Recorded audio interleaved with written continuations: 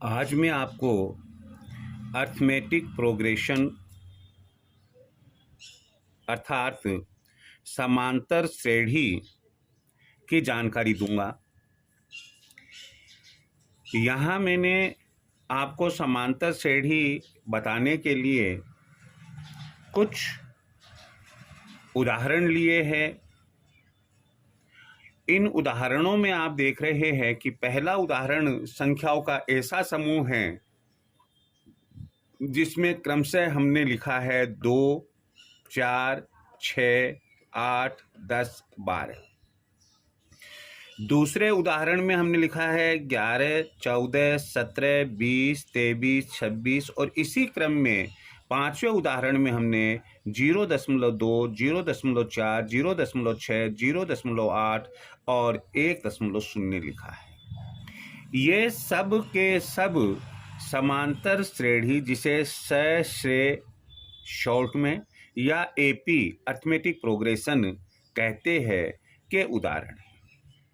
इसके पीछे लॉजिक क्या है कि इसमें दो लगातार जो संख्याएं आ रही है उनका अंतर जो है वह समान होगा। जैसे 4 में से 2 गया, 2 बचा, 6 में से 4 गया, अंतर 2, 8 में से 6 अंतर 2, 10 में से 8 अंतर 2, 12 में से 10 अंतर 2, 20 में से -15 5 अंतर, 25 - 20 5, 30 - 25 5, 35 - 30 5।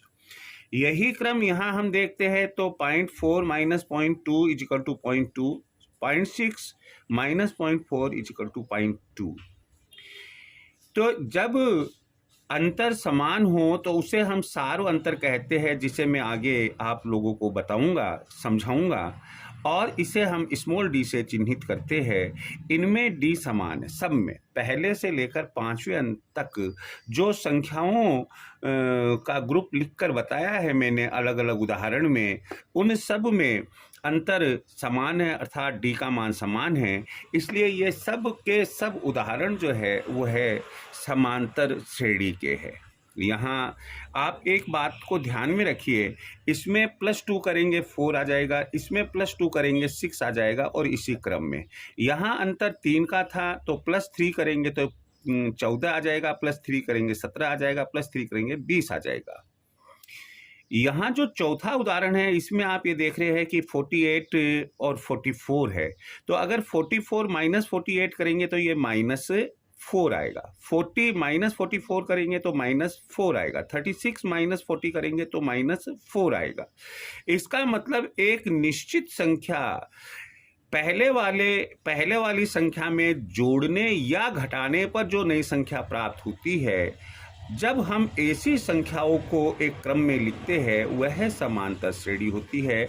इसमें +2 स्मॉल डी है, इसमें +3 स्मॉल डी है, इसमें +5 स्मॉल डी है, इसमें +0.2 डी है। लेकिन इसमें डी का मान जो चौथा उदाहरण है, इसमें डी का मान जो है वो -4 -4 -4 -4 -4 है। अगर हमें इसके बाद की संख्या लिखनी पड़े तो 28 - 4 अर्थात 24 आएगी। फिर उसके बाद की संख्या लिखनी पड़े तो 24 - 4 = 20 आएगी। यहाँ मैं अब आपको बता दूं कि जैसे हमने लिखा 2 4 6, कोमा से हमने अलग किया 2 4 6 8 10 12 ऐसे। तो ये पद को हम अंग्रेजी में कहते हैं टर्म कहते हैं। तो प्रत्येक समांतर श्रेणी में दी गई अलग अलग संख्याएं अलग अलग है, ये अलग अलग संख्याएं पद कहलाती है, उन्हें हम टर्म कहते हैं। जैसे first term, second term, third term, fourth term, fifth term, sixth term. जैसे प्रथम संख्या ये 2 है तो ये कहलाएगी फर्स्ट टर्म, प्रथम पद कहलाएगी, जिसे हम A1 या T1 से, कुछ बुक्स में आपको स्मॉल a को काम में लेकर बताया है, कुछ में हम आपको कैपिटल T काम में लेकर बताया है। तो फर्स्ट टर्म स्मॉल A1 या T1, सेकंड जो संख्या है उसके लिए A2 या T2, थर्ड संख्या है उसके लिए A3 या T3 काम में लेंगे। तो इस तरीके से हम यहाँ पर लिख भी सकते हैं, जैसे अपने संकेत के लिए ये A1 है, ये A2 है, ये A3 है, ये A4 है, ये A5 है, ये A6 है। जैसे यहाँ अगर हम T के रूप में लिखना चाहे तो ये T1 है, ये T2 है, ये T3 है, ये T4 है, ये T5 है। अगर हमसे कोई पूछे कि बताइए कि इस पांचवी जो अर्थमेटिक प्रोग्रेशन है उसमें फिफ्थ टर्म क्या है, तो हम कहेंगे 1.0। अगर हमें फर्स्ट टर्म के लिए फर्स्ट अर्थमेटिक प्रोग्रेशन में फोर्थ टर्म पूछते हैं तो हम ये कहेंगे कि A4 इजिकल टू 8 है। तो इस तरीके से जो टर्म्स होती है उनको हम क्रमशः A1, A2, A3 या T1, T2, T3 और इसी ऑर्डर में हम लिखते हैं। यहाँ पर अब आपको मैंने समझाया है कि जैसे ये जो AP कौन सी वाली AP है, AP जो फर्स्ट है में A1 T1 क्या है, A2 या T2 क्या है, A3 या T3 क्या है, इसी ऑर्डर में। अब एक नोट लगाया है हमने क्या कि कैलकुलेशन जब हम कोई भी करेंगे, जब हम अर्थमेटिक प्रोग्रेशन की प्रॉब्लम्स को सॉल्व करेंगे तो उस समय कैलकुलेशन के लिए फर्स्ट टर्म जो होगी उसको हम A से डिनोट करेंगे। किससे डिनोट करेंगे? वैसे आप चाहे टर्म्स को A1, A2, A3 या T1, T2, T3 लिखे, लेकिन जब कैलकुलेशन वर्क आप करेंगे तो A is equal to first term ही लेंगे। कॉमन डिफरेंस, लगातार दो टर्म्स के बीच में जो अंतर होता है उसे हम कॉमन डिफरेंस कहते हैं और कॉमन डिफरेंस को हम D से डिनोट करेंगे। जैसे D क्या होगा, A2 माइनस A1, D इसी सीरीज में A3 minus A2, A4 minus A3 और इसी क्रम से हमें D का मान ज्ञात करना होगा। हमें क्वेश्चन मिलता है find A and D in the above arithmetic progression. जो ऊपर आपको अर्थमेटिक प्रोग्रेशंस दी हुई है उनका A और D कैलकुलेट कीजिए। तो हमारा जो सॉल्यूशन होगा इसके अंदर आप फर्स्ट वाला लेंगे, AP इज क्या है, 2, 4, 6, 8, 10 एंड 12। तो यहाँ पर A इजिकल टू, यानी कि जिसे हम फर्स्ट टर्म कहेंगे, A इजिकल टू 2 होगा and because D equal to A2 minus A1 होता है, तो A2 ये है और A1 ये है, तो equal to 4 minus 2 equal to 2, यही आंसर होगा। तो इस तरीके से A 2 हो जाएगा और D भी 2 हो जाएगा। जो सेकंड क्वेश्चन है उसमें हम AP लेंगे। जो सेकंड क्वेश्चन है वो है 11, 14, 17, 20, 23 एंड 26। अगर हम इन्हें क्रमशः A1, A2, A3, A4, A5, A6 से डिनोट करें तो यहाँ पर जो फर्स्ट टर्म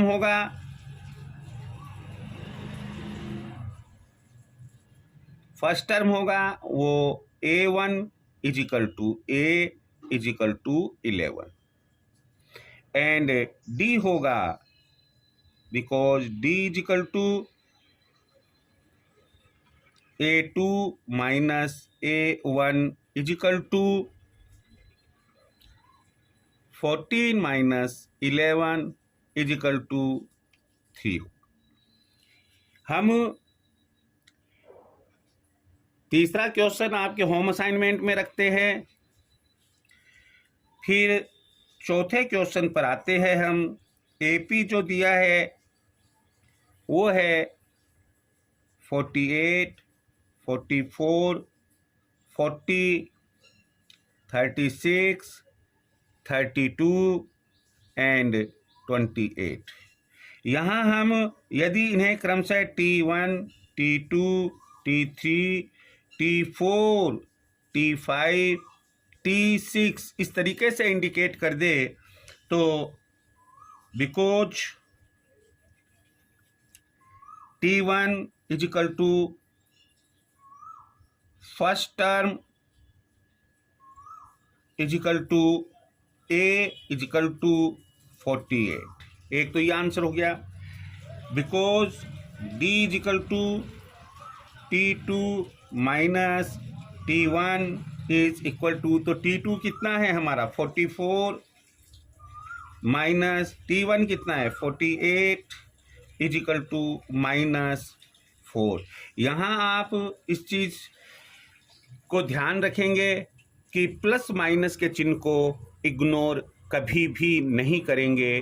तो इस तरीके से इस लेक्चर में आपको मैंने समांतर श्रेणी क्या होती है, अरिथमेटिक प्रोग्रेशन क्या होती है और उन्हें हम टर्म्स किसे कहते हैं, उसमें टर्म्स को किस तरीके से डिनोट किया जाता है, फर्स्ट टर्म ए कैसे मालूम करते हैं और कॉमन डिफरेंस कैसे मालूम करते हैं, इन चीज़ों की आपको जानकारी दी। आप और अपनी जो भी बुक हो, जिस भी बोर्ड या यूनिवर्सिटी की बुक हो, आप उसे खूब अच्छे से तैयार करें। Thank you.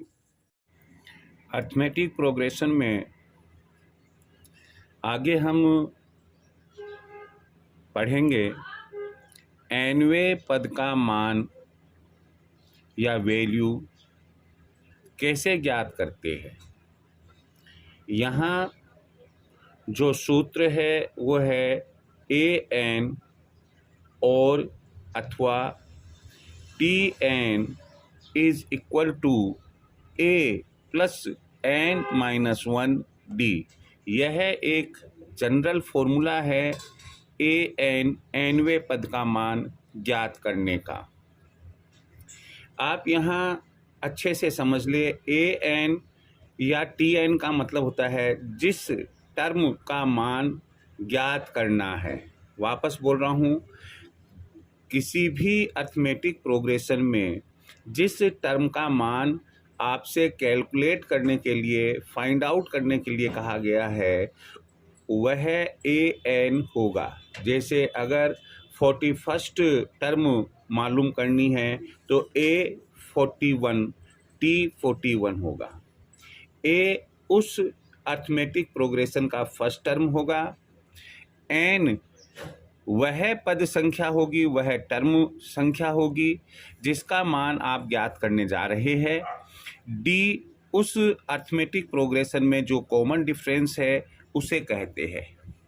हमने यहाँ जो एग्जाम्पल लिया है इस फॉर्मूला को समझाने के लिए, वो है कि एक अरिथमेटिक प्रोग्रेशन हमें इस प्रकार दी गई है 4, 8, 12, 16 में 24th टर्म का मान क्या होगा।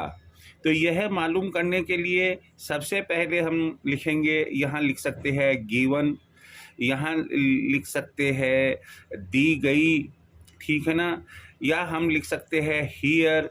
तो दी गई अरिथमेटिक प्रोग्रेशन में ए जो कि फर्स्ट टर्म है वह हमने लिखी है, ए फर्स्ट टर्म है, a equal to 4d, d जो है जो टू एडजॉइनिंग टर्म्स होती है उनका डिफरेंस, जिसे हम कॉमन डिफरेंस कहते हैं। जैसे इसका इससे डिफरेंस, इसका इससे डिफरेंस, यही कॉमन डिफरेंस होता है। तो d equal to 8 minus 4 is equal to 4 and 24 ये यहाँ से लिया है हमने। हमें कहा गया है कि 24th टर्म क्या होगा बताइए। तो 24th टर्म हम 24 यहाँ से लिया है तथा A24 जैसा कि मैंने बताया यहाँ कि an लेना है तो A24। फिर हमेशा ध्यान रखिए कि जितनी बार और इस प्रकार के आप क्वेश्चन करेंगे, आपकी ड्यूटी बनती है कि आप यह फॉर्मूला हर बार लिखें। आप अपने आप पर ओवर कॉन्फिडेंस कभी ना ले कि मुझे यह फॉर्मूला याद है, यह आपकी सबसे बड़ी भूल आपकी ज़िंदगी की होगी। ध्यान रखिएगा, AN इक्वल टू A+N-1D। जो यहाँ हमने फॉर्मूला लिखा वही यहाँ वापस हमने रिपीट किया है। इसमें AN यहाँ से हमने लिया 24 है, A यहाँ से लिया 4 है, प्लस फॉर्मूले का पार्ट है, N यहाँ से हमने लिया 24 है, और माइनस फॉर्मूले का पार्ट है, 1 फॉर्मूले का पार्ट है, D इक्वल टू 4 आया हमारे पास में, ये 4 यहाँ से हमने लिया है। तो इस तरीके से वैल्यूज़ पुट करी, वैल्यूज़ पुट करने के बाद में ये एक सिंपल इक्वेशन हो जाता है। 4 + 23, 24 - 1 23 हो गया, इंटू 4। तो यहाँ एक बात को ज़रूर आप ध्यान रखिएगा कि जब आगे सिंप्लीफाई करते हैं तो आजकल के जो स्टूडेंट्स हैं जिनकी मैथ्स में रुचि कम होती है वो क्या गलती कर देते हैं कि 4 + 23 27 करते हैं और फिर उसको इंटू करते हैं 4 से। यह सरासर गलत है। बोर्ड मास का जो अर्थमेटिक का नियम है, हमारा जो गणित का नियम है, हमें सिंप्लीफिकेशन के लिए, सरलीकरण के लिए उसे ही इम्प्लीमेंट करना होता है। तो यहाँ पहले हमें डिवीज़न या मल्टीप्लिकेशन जो होता है उसको हटाना होता है। तो 23 × 4, पहले इससे इसको मल्टीप्लाई करेंगे तो ये आ गया 23 × 4 = 92। और अब इसके बाद में प्लस माइनस जो होता है उसका इफेक्ट देते हैं। तो 4 + 92 96। तो यहाँ A24 तो इसलिए देयरफॉर A24 = 96। अतः लास्ट में जरूर लिखिएगा therefore the value of 24th term is equal to 96। अर्थात अतः 24वें टर्म का मान 96 होगा। यह आप अवश्य लास्ट में लिखिए। पूरे मार्क्स लाने के लिए ये जितने भी नोटेशंस में काम में लेता हूँ, जितने भी आपके ये जो संकेत अक्सर काम में लेता हूँ, आपको इनको फॉलो करना चाहिए और अधिक से अधिक प्रैक्टिस करना चाहिए। जब हमें AN का फॉर्मूला ज्ञात हो, अर्थात AN = A+N-1D, तो इस फॉर्मूला की हेल्प से हम अन्य 3 फॉर्मूला और बना सकते हैं। अन्य सूत्रों की रचना कौन कौन से बना सकते हैं? दी गई अर्थमेटिक प्रोग्रेशन में A मालूम करना, दी गई अर्थमेटिक प्रोग्रेशन में कॉमन डिफरेंस मालूम करना, दी गई अर्थमेटिक प्रोग्रेशन में N की वैल्यू मालूम करना। A मालूम करने के लिए फॉर्मूला रहेगा AN - N-1D। D मालूम करने के लिए फॉर्मूला हो जाएगा AN - A/N-1। और N की वैल्यू ज्ञात करने के लिए जो हमारा फॉर्मूला बनेगा AN - A/D+1। अब हम जो पिछला हमारा उदाहरण था उसी को वेरीफाई भी हो जाएगा वो, और उसी को बेस बनाकर हम आपको A, D और N की वैल्यू इन फॉर्मूला से कैसे कैलकुलेट करते हैं वो बताने जा रहे हैं। हमने लिखा है उदाहरण कि एक AP का 24वां पद 24th टर्म 96 और कॉमन डिफरेंस अर्थात D4 हो तो उस प्रोग्रेशन का फर्स्ट टर्म A क्या होगा। यहाँ हमने लिखा फॉर्मूला, पहले ये वाला लिखा हमने, ये लिखा तो A = AN - N-1D, values put करी इक्वल टू 96। 24वें पद का मान 96 है तो AN 24 हुआ हमारा, 96 लिया, माइनस 24 N यहाँ पर चूंकि 24वां पद है N 24 हो गया, -1 इंटू D4 है, 4 लिखा, 96 - 23 × 4, 96 - 23 को 4 से मल्टीप्लाई किया, 92 आया। तो देयरफॉर A = 4 हो गया। अगला जो एग्जाम्पल हमने लिया है वो है कि यदि एक अर्थमेटिक प्रोग्रेशन का A4 और A24 इक्वल टू 96 हो तो उसका कॉमन डिफरेंस यानी कि D क्या होगा। तो यहाँ पर हमने ये वाला फॉर्मूला लिखा है कि D equal to AN-A/N-1 equal to values put करी 96-4 अपॉन 24-1 इक्वल टू 96-4 92 24-1 23 की टेबल बोलिए आप 4 टाइम्स आएगी, therefore D is equal to 4। तो इस तरह से हमने आपको ये इस उदाहरण से दो उदाहरण से A और D की वैल्यू कैसे ज्ञात होती है हमने आपको ये फॉर्मूले बताए। इन तीनों फॉर्मूला को आपको कंठस्थ करना है। अब हम n के संबंध में जानकारी देंगे, इस तीसरे फॉर्मूले के संबंध में जानकारी देंगे। हमारा उदाहरण है एक अर्थमेटिक प्रोग्रेशन का फर्स्ट टर्म 4, कॉमन डिफरेंस 4 और nवें पद का मान अर्थात वैल्यू 96 हो तो n का मान ज्ञात कीजिए। हम इसका सॉल्यूशन देखेंगे। यहाँ हम लिखेंगे गिवन यानी कि दिया गया A equal to 4, D equal to 4, AN equal to 96 and N equal to sign of interrogation. अच्छे मार्क्स लाने के लिए इस तरीके से हमें पहले लिख लेना चाहिए। फॉर्मूला हमने लिखा n equal to AN minus A upon D plus 1। Values लिखी हमने 96 माइनस 4 अपॉन 4 प्लस 1। तो यहाँ 96 माइनस 4 में किया तो 92 आया, 4 से डिवाइड करना है प्लस 1। 4 से डिवाइड किया 92 को 23 आया, प्लस का प्लस हो गया, 1 का 1 हो गया।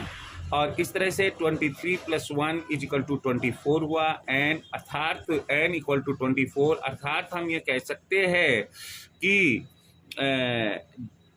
nवें पद का मान जो 96 है उस अर्थमेटिक प्रोग्रेशन में nवां पद अर्थात n का मान 24 होगा। Thank you very much.